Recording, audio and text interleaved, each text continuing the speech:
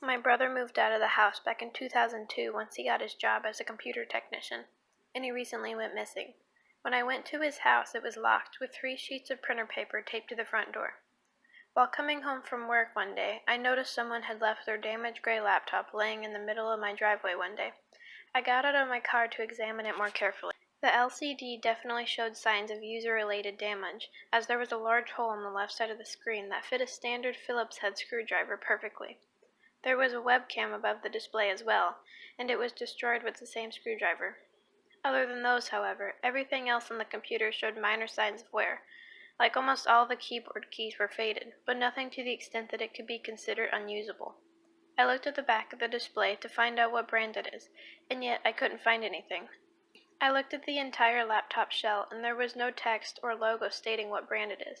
In fact, there was no warranty sticker, no proof of license sticker on the bottom, no text whatsoever. What's even more odd was the fact that the only ports on the laptop was a VGA port for connecting an external display and a USB port. How long could this laptop have possibly run without a charging port to recharge the battery? It must have been a very low-end laptop where you had to remove the battery pack and put into its own charging dock. Why did it exactly have a webcam, though? Curious as to what exactly is on the laptop, I ran inside to my basement where my old desktop was currently being stored.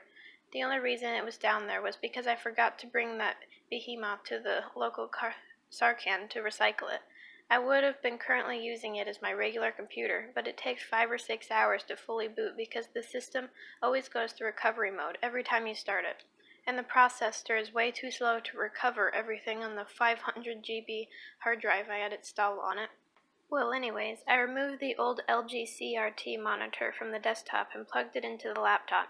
I went to push the power button when I stopped. There's no way this is going to work. The battery has to be dead by now. I rummaged around the basement to find my battery voltage tester and immediately withdrew the battery from the laptop and checked the voltage. Lo and behold, it had no charge. Well, might as well just leave it down here. I'll bring all this computer junk to Sarcan tomorrow morning. With that, I unplugged the display from the laptop, put it back into the desktop, and simply left everything downstairs. After leaving the basement, I went to go watch TV for about 3 hours or so before going to bed. I was suddenly awakened from my deep slumber by the sound of a Windows 2000 starting up jingle and fell out of my bed. It was so deafeningly loud I swore someone was holding a pair of speakers right next to my ears. As I fell out of bed, I stood up into a groggy daze, and for a minute or so, trying to figure out what the sound was. The desktop. I must have accidentally hit the power switch while trying to switch monitors. I simply walked to the basement, but froze in the middle of the steps. I just remembered that there was no way my computer could have started up, because I have a Windows 95 installed on my desktop. I was reluctant to go down the steps after that, but my common sense started kicking in, and I thought I must be getting my OS mixed up. When I walked down, I was even shocked to see that my desktop wasn't on. In fact, I remembered it wasn't even plugged in. I had to make sure of it, though. I checked behind the desktop and everything else that was plugged in except for the tower. There's absolutely no chance of that laptop turning on. That's impossible. I removed the battery from the laptop again and rechecked the voltage. This time I couldn't get a direct number. The voltage tester was just going insane. I reinserted the battery, pressed the power button on the laptop. Some indicator lights flashed, meaning the computer definitely started, except this time the startup jingle wasn't played at all. I need to see what's going on here. I connected the CRT monitor back into the laptop, and what I saw was a bare desktop with 3 icons in the corner. The taskbar was empty, and there was no start menu button. The wallpaper was black. Why would anyone do this to their desktop? Anyone could remove all the icons, but they must be pretty skilled hackers to remove the start menu button. Of all the 3 icons, one was a game folder, one was a videos folder, and the last was a DOS command prompt program. Maybe this was a kid's laptop. Clicking on the games folder confirmed my suspicions. It was a little girl who must have owned this laptop. I felt some remorse for the poor girl because there was only one game in the folder. I have no idea what the hell it was. The program name was princess.exe. I clicked on it just to see what the game was like. A fully animated title screen came up, with various generic fairy tale princesses twirling across the screen, and the logo flew down with a bunch of sparkly doves holding it. The game was called Princess Creator, Make Yourself Beautiful. Ah, so much has been one of those low-budget, put GPGS of various clothing items on yourself games. Well, I was right. As the menu popped up, I was given the option to dress up or view pretty pictures. I wanted to see what the girl looked like, so I clicked on the second option. She had to have been no more than 5, and on top of that she looked very cute. She was of either Mexican or Spanish origin. She wore a somewhat tattered dress with small frills around the sleeves and collar.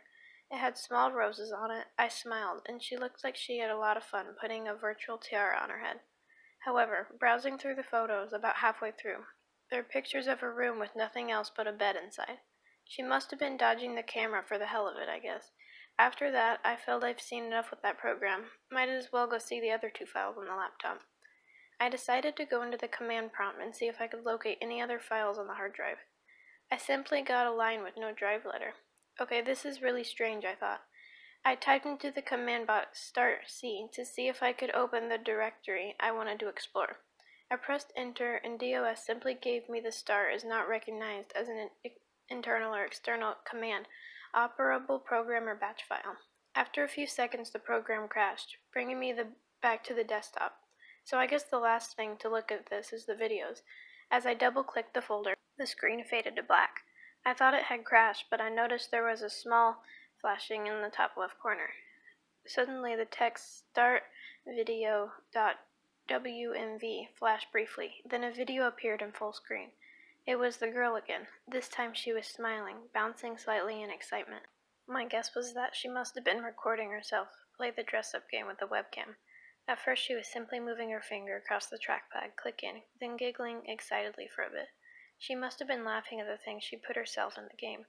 After about 2 minutes or so, the screen would cut to black for a fraction of a second, and then it would return to the girl playing the game.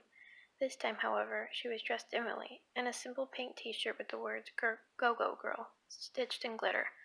I guess the game would simply record her every time she started it, without her knowing. That made me sort of uneasy. I mean, why would anyone program a game to do that?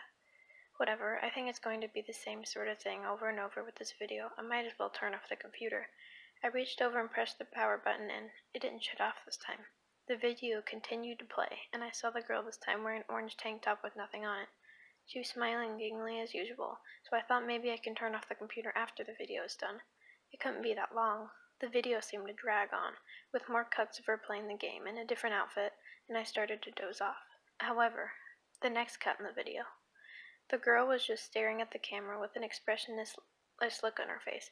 Wondering what the hell is going on, I become interested in the video again. This one didn't make me smile. It made me extremely uneasy, watching her without her usual smiley face put on. It was dark in the room, and there was one desk light on at the side. She was in sort of nightwear. What is she going to do? She sat there for a minute with that blank expression, like she wasn't thinking at all. I started to get really tense, as if something awful was about to happen. She bent over and picked up a handsaw from the left side where she was sitting. She held it in front of her, showing it to the camera. Then she placed the jagged blade on the side of her cheek. I cringed at what I was seeing. What the fuck is going on? Slowly she began slicing into her right cheek. Blood drizzled down her neck as she did it. Slowly the side of her teeth began to show after 10 seconds. As the saw went lower down her face, more of her teeth began to show on the side. Blood covered almost everything on the right side of her face. She eventually got to the bottom of her jawbone and sawed a tiny piece of that too. Her cheek fell to the ground with a small thud, and she put the saw in her lap and continued to stare at the camera, emotionless. I couldn't take much more of this and tore the battery out of the laptop, but the video continued to play. Then the next cut began.